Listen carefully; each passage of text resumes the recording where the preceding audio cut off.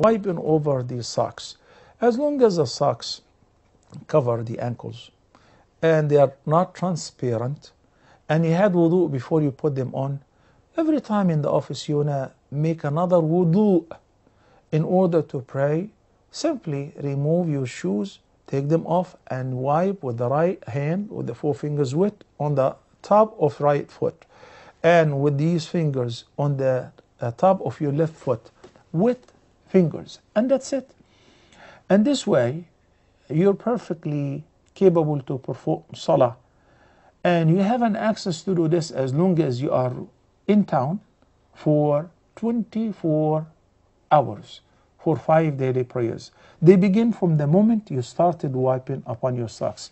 And if you're going out of town, you're traveling the travel distance, then the period is increased to 72 hours, 3 days and 3 nights. Also begin from the first time you start wiping over your socks.